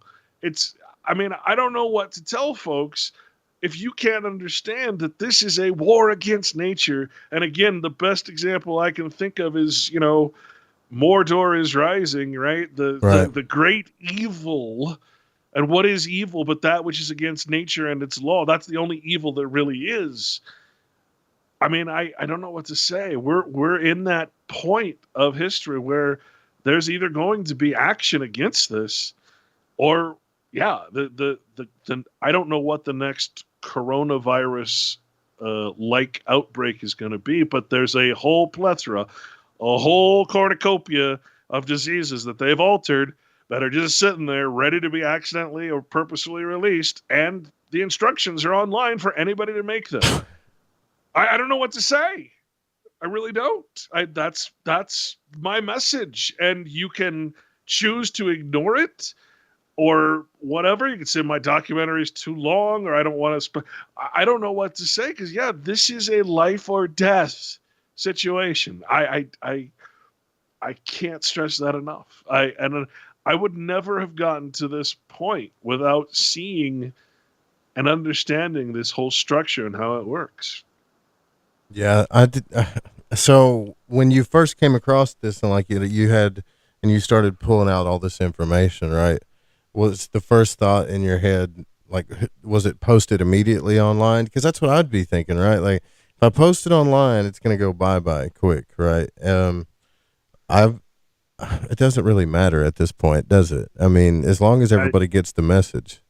It's why I gave the download link, because you need to download it. I don't care if you watch it, even just download it. Keep it safe, because again, this is a dossier. This is what has happened. This is a history of what they've done. It cannot be ignored and it cannot be denied because it's right there. It's documented. I just can't. I can't stress enough that it's the blueprint for, our destruction, and it's going unchallenged. And unless, like I said, this gets out there, this is why I give everything for free. I put it out there and I say, look, do what you want to do with this information. If you think it's too long, cut it down yourself. Make a documentary out of it yourself. Do whatever you want to do. Just get it the hell out there, because if you don't, and my urgency is probably falling on a lot of deaf ears right now, because until you see it, you just won't believe it. You won't do anything about it.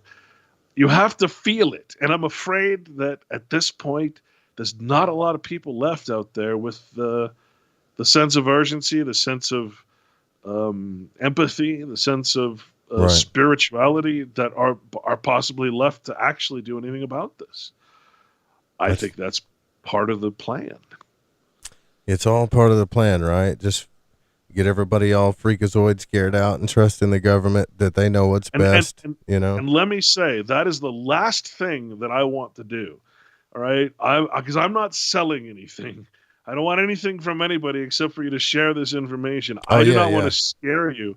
But what I do want to put is essentially the fear of God in you, because, if you will, because again, that fear is the breaking of the law of nature, the breaking of, whether you're talking about CERN, whether you're talking about the medical industry, whether you're talking about these so-called scientists, scientism, whatever you're talking about institutionalized criminal activity against the very foundation of life. And I don't know what is a higher crime. So, if this scares you, good. It should ring a bell that's so alarming that it should cause you to act. But I don't know. Again, I don't know if that's I can only put this out there. I can't force people to act. You know what I'm saying? I don't know what to tell anybody at this point, because I'm so concerned, if you will, that I'm at a loss. I really am, because I still can't believe this is happening. Yeah, I'm with you on that. I'm sure other people feel that way too right now too. We're on our last break, but if you guys want to call in, and I missed a couple of calls there. Sorry about that. If you want to call in, it's 1-800-588-0335. If you got a question for our guest tonight, more Lighting the Void coming up. You guys stay with us.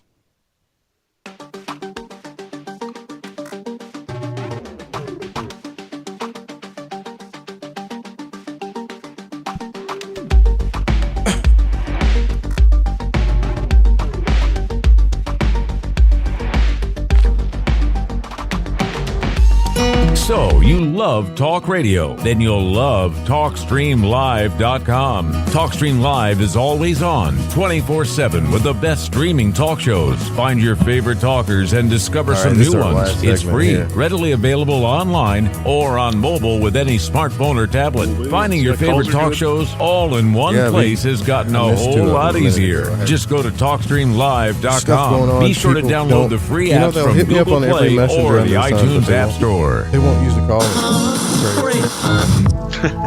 truth is out there, and so are we. KTLK, Digital Broadcasting, The Fringe FM. Platforms to call some.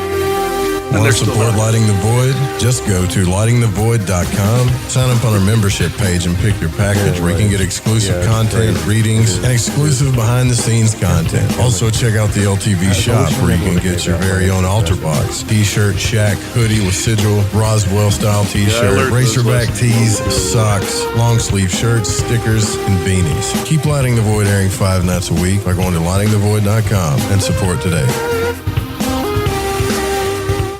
Hey Hey, is that a new music app? Yeah, check it out. Surfer Music Discovery. It links to thousands of online stations, but the twist is you see the song names and artists that are now playing live. That's different. No guessing. Looks like a waterfall of music. So many formats. Rock, oldies, country, R&B, jazz, and a whole lot more. How's that spelled? Surfer. S-U-R-F-R. Is it expensive? It's free. No need to sign up or sign in. Get the Surfer Music app free from Google Play or the App Store. Telepath is a weekly digital newsletter filled with the latest paranormal news, trending topics, and fresh articles from some of the most popular critical thinkers in the community today. Stay informed on your favorite paranormal podcasts and live streaming talk shows. Interact with the Telepath and upload your paranormal story or pics. It could be featured in an upcoming edition. Sign up right now for the free Telepath newsletter at paranormal.radio. That's paranormal.radio. Lighting the Void and the Esoteric Scholar present the Altar Box, crafted and designed for magicians by magicians. Now you can take your practice with you. This beautifully handcrafted mobile altar opens and works as an altar for any of your spiritual, religious, or ritual practices. Made to travel and work in small spaces, the Altar Box comes with hidden compartments for your practice tools and accessories. The Altar Box also comes with a dark scrying mirror for scrying and reverses and fits perfectly also as a chalkboard for any sigil, symbol, or whatever you see fit to sketch. The Altar Box is handcrafted to carry as a small suitcase, so you may take your practice with you, and the hinges are made with solid material and hinged with leather and rivets for extra strength. The mirror piece and floor plate fit perfectly when closed, so no movement will happen. Use it in small places as well. You can practice meditation, magic, planetary magic, sigil magic, scrying, ritual. Never be without your practice tools again, no matter the setting or where you go. And this season, give the gift of magic for yourself or your loved one by grabbing your Altar Box. Was $249.99, now $199.99. The sale ends January 1st, 2021. Just go to lightingthevoid.com/altarbox and get yours while the sale lasts.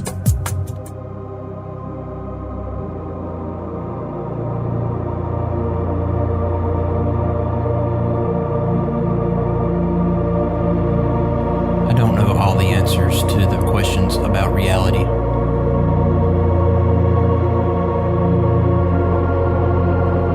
I do not claim to know the ultimate truth about life. I seek that which has been made hidden as a part of a family of explorers of consciousness.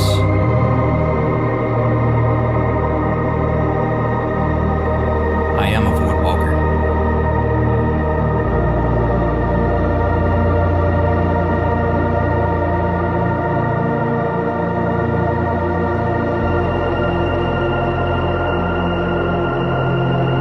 Hey, this is Macon, and you're listening to Lighting the Void with Joe Root.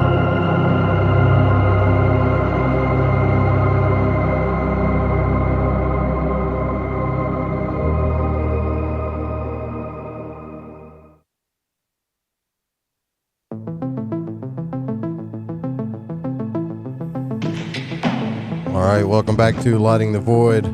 If you guys want to support the show, make sure you go to lightingthevoid.com, and thank you guys for all your support, especially you guys that have been around forever. Speaking of which, two Void Walkers having two birthdays.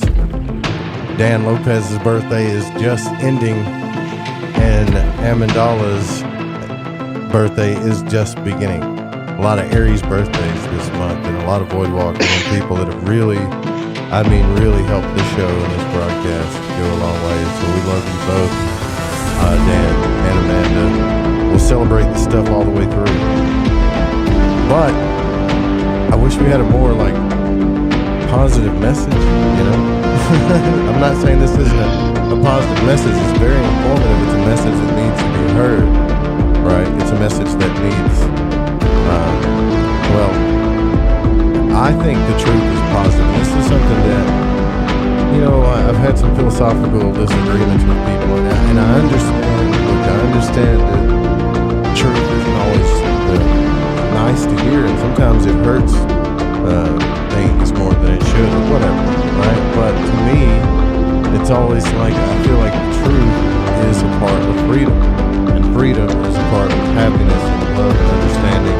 But I've always felt like the truth is the root of everything, It is, absolutely. And that implies, that's a whole other subject. Right. That's the other thing I write about, which is the straw man, the persona, the mask we wear in society, the matrix. I figured all that out. I mean, I understand it now. It's absolutely, we live in 100% untruth. We play a character on a Monopoly board. That's why we don't have land. We have no property. Everything has been, they say we live in a simulation. Well, the word simulation has only one meaning. That's hypocrisy. We live in a hypocrisy, an organized, really well put together hypocrisy that allows us to constantly break and ignore the law of truth, the law of nature, law of God, if you will. So, it's really amazing, again, when you see it for what it is, when you understand the legal system, when you understand the various forms of law. It's,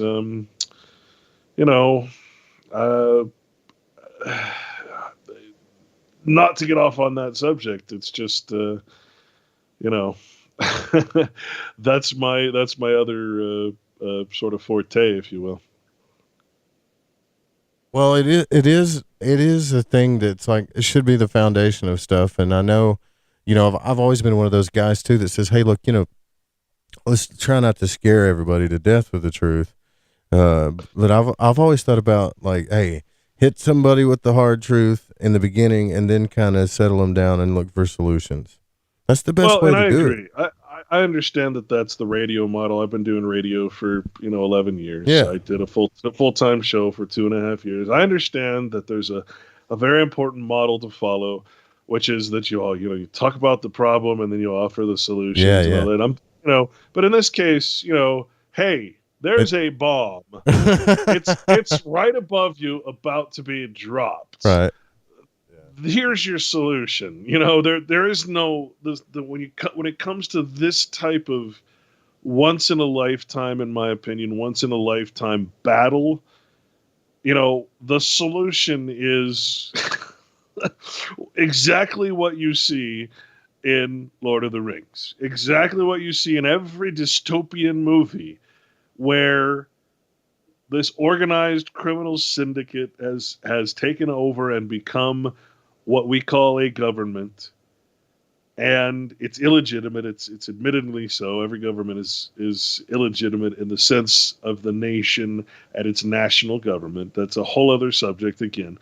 But, there comes a time when the illegitimacy oversteps the legitimacy to where the legitimacy is no longer there. And that's where we're at. We've entered into a point where if we don't stand up against this, as men have stood up against this kind of stuff in the past, well then, and as is portrayed in every movie, why do they give us these movies? It's to give us a sense of false satisfaction, like there's some hero that's going to step up and save you, and I'm here to tell you, no, you're the hero.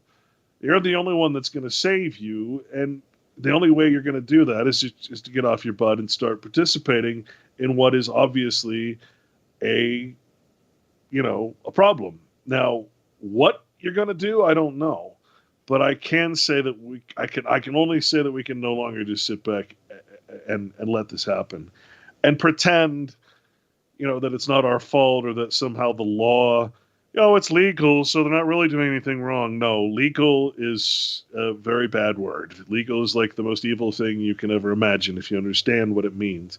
It allows you to make anything lawful, right? So just by saying it's legal, and that's what they've done, and it can't continue. It cannot.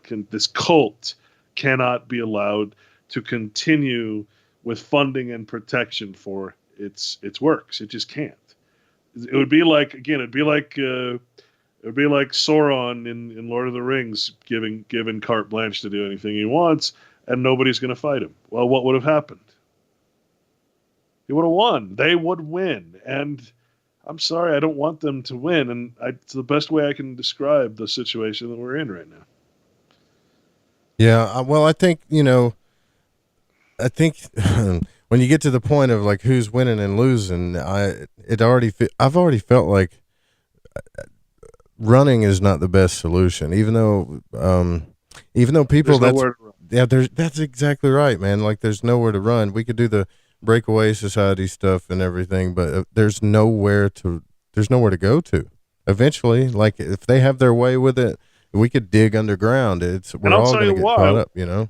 One of the things I include in there for people who don't, our government can't possibly be doing this. So I included all the times that the government's been caught doing biological warfare on its own citizens. All the times it's apologized for it. From Tuskegee to, the syphilis experiments, to dropping fleas in the desert, to spraying a chemical over the whole of San Francisco to test out what it would do on the population.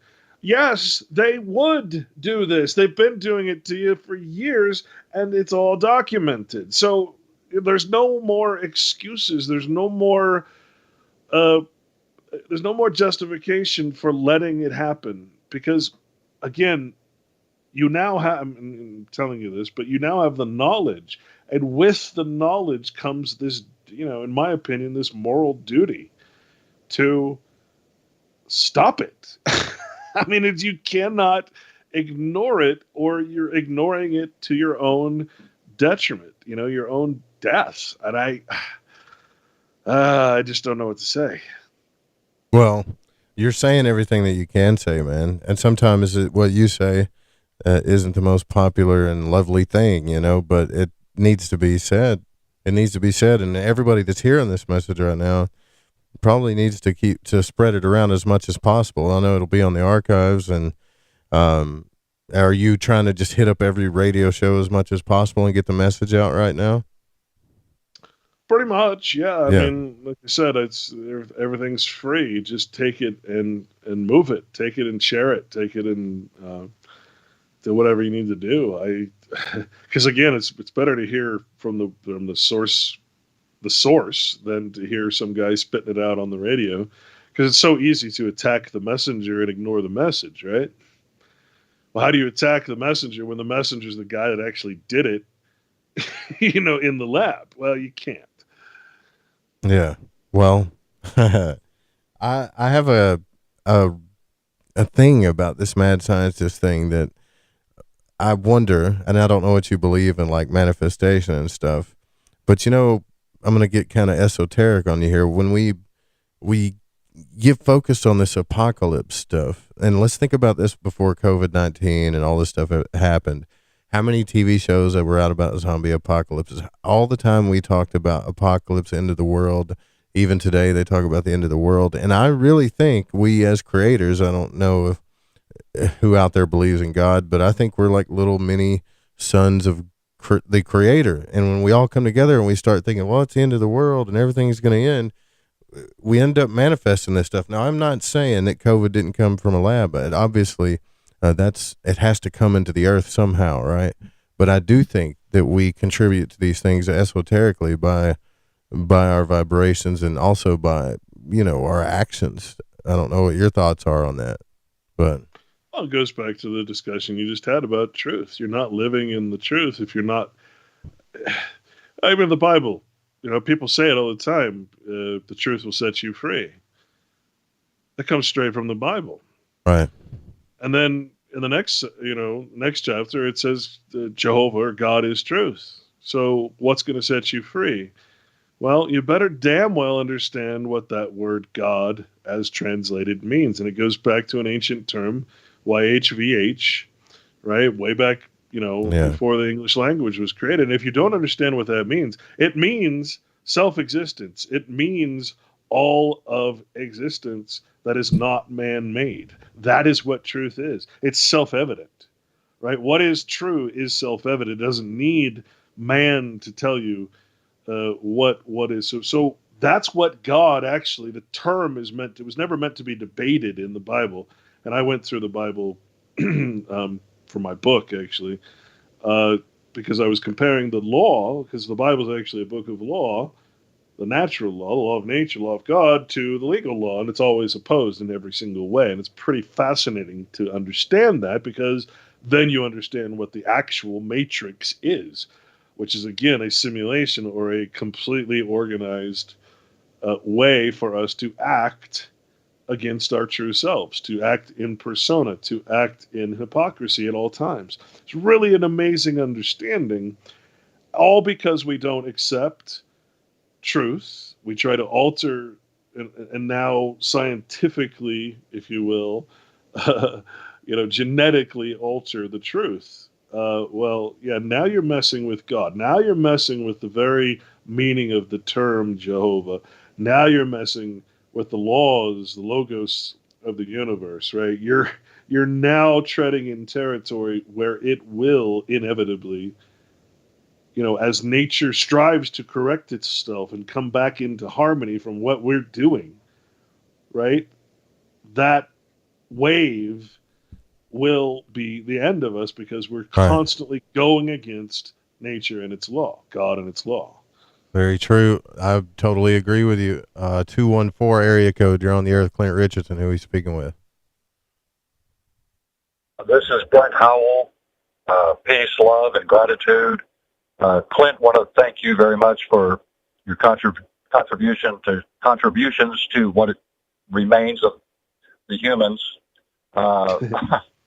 And there was a question from chat. They wanted to know if, from Kat, wanted to know if you've ever had an alien encounter of some sort, or a UFO or whatever. And my only question is, after you answer that one, you may want to address this.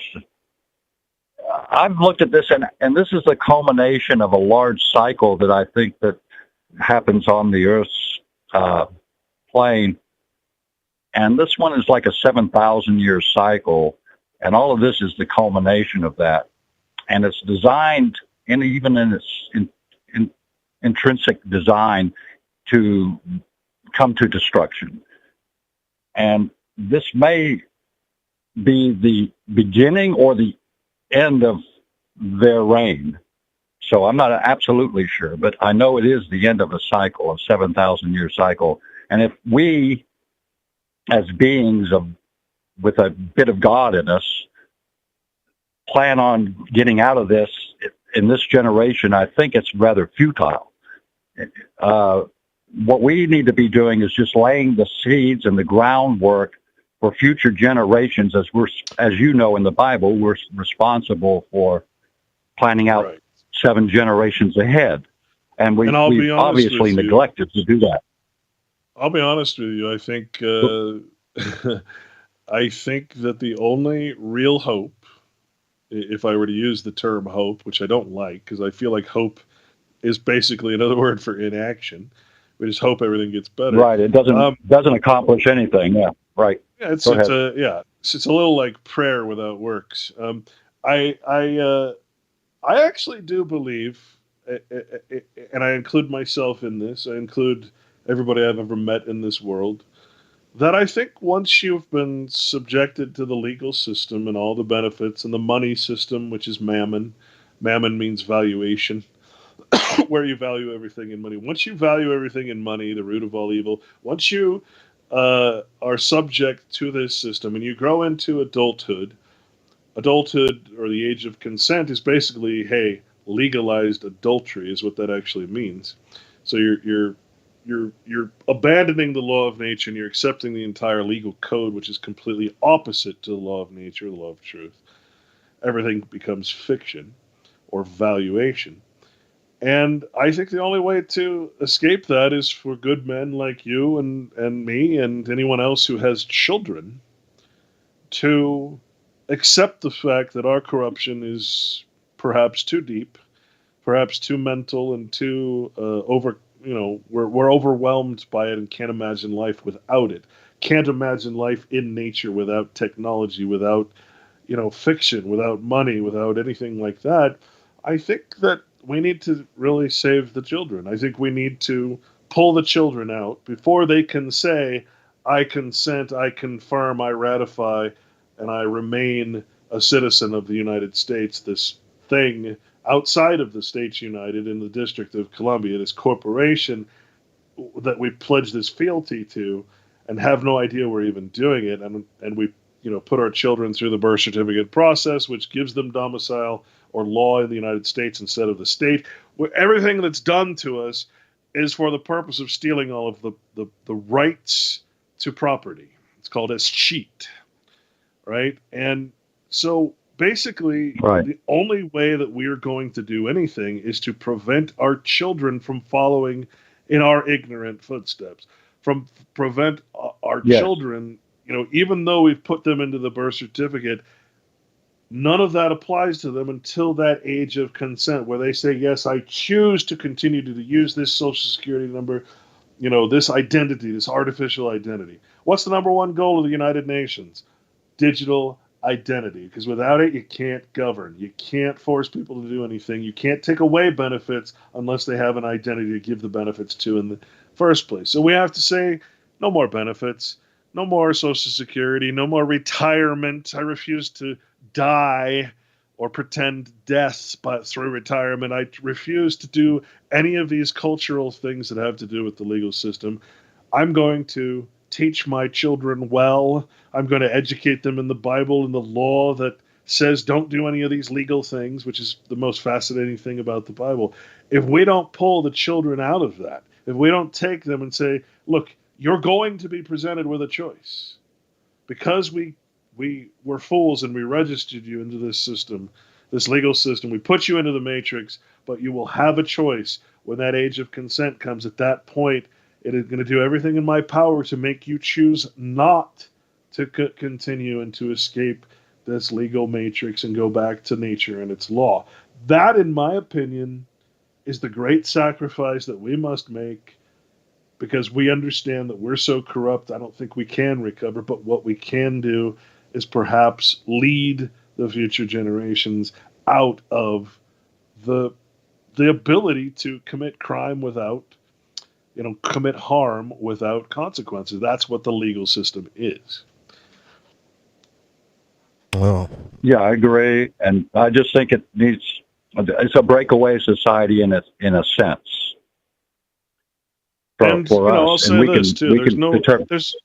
There's no destination. Freedom is not something that you go to and you say, oh, look, we've arrived. It's something you fight for. It's something that's always going to be challenged. There's not one time in your life, if you claim freedom from all of this stuff, that even your best friend or your family might come after you and say, no, no, you're not free. You have to do this. No, it's gonna be a battle that you've never fought before. But it's either that or spend the rest of your life watching reruns.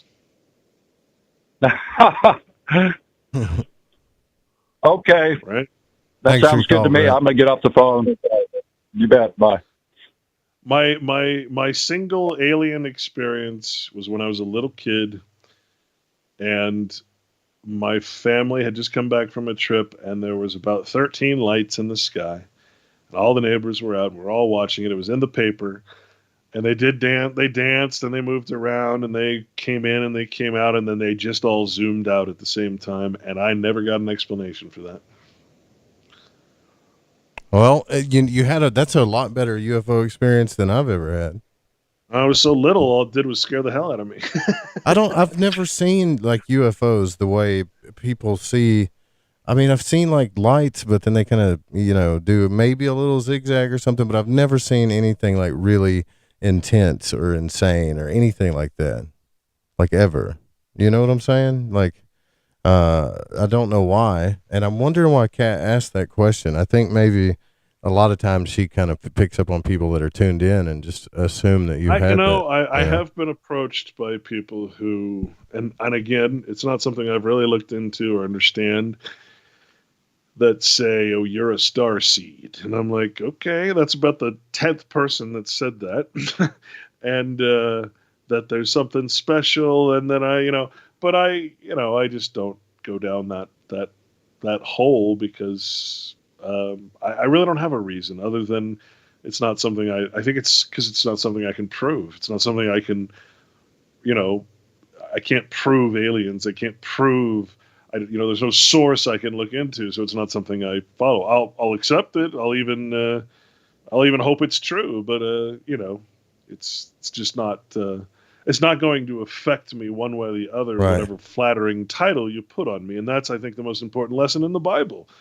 is that we should not respect persons or flattering titles. It's right there, because that's what gets us in trouble. Oh, doctor. Oh, I'm going to trust you because you have your white coat and stethoscope. You're a doctor. Ooh, you're a scientist. Oh, I'm going to trust you because you have the white lab coat too. No, these are flattering titles that should not be trusted. In fact, if you need a title for something, it generally means you're doing something bad that needs permission or license, which means lawlessness from government. You need permission to do something which otherwise you couldn't do. So they create these titles and give them carte blanche to do whatever the hell they want. Well, so from here on out, what is your next move? Do you have another research project you're going to do, or are you just staying focused on this spreading this? I mean, this is the biggest message of all, right? Like I said, I know, and I'm continuing with the documentaries as much as I can, and it's a little hard to sit there and listen to all that for so long, but I'm probably going to. I've written several books. I printed one book, which is a straw man, about the person and all that, and that's you can download that for free at strawmanstory.info. And I have 3 other books that I've written on the subject, plus my whole blog that has 200 and something articles, plus a whole bunch of unwritten and unreleased stuff. I'm thinking I'm sitting here going, my whole blog, everything's digital, which means it can be erased tomorrow. And I feel the reason that I did my book in the first place was because now it's there, it's permanent. I'm like, if you have this, it's not approved by church and state. Protect it, pass it on and keep it safe, because there's only this many of them. And, right. So, and you download it for free, and I'm thinking about putting all my research into book form, which makes it permanent at least in that sense, as opposed to digital, which can be erased tomorrow. So I think I'm going to practice a little bit of that and continue with the documentaries. And then I'm thinking about going a completely different route, since I gave up some of my dreams to do this for the last 15 years. Yeah. I'm thinking about writing some music. There you go. Some real old-fashioned protest freaking music that you just don't hear. Old-fashioned protest music. That's cool. Yeah. Well, then you do let me know, man, because we'll play the hell out of it for bumper music and stuff, So, yes. Well, look, thanks for coming on to the show. If you guys want to check out his website, go to realityblogger.wordpress.com, and any social media links you want to give out if you haven't been taken down yet. If you can find YouTube or BitChute, it's just Red Pill Sunday School channel. My old channel on YouTube is The Corporation Nation, which was my first documentary. And, it's all the stuff's up there. It's all free. Pass it on. That's all I can say. Well, thanks. The documentary we're talking about specifically is Wagging the Dog, the story behind the story of COVID-19. Check it out. Y'all go grab it. And thanks again for coming on. It was good to have you on the broadcast. Thank you so much. See you guys tomorrow night. Same time, same channel. Live right here on the Fringe FM. Good night. Sweet dreams.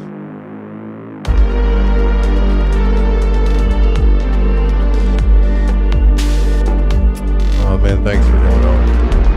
Absolutely. I appreciate it. It's pretty heavy stuff, though, right? It's hard to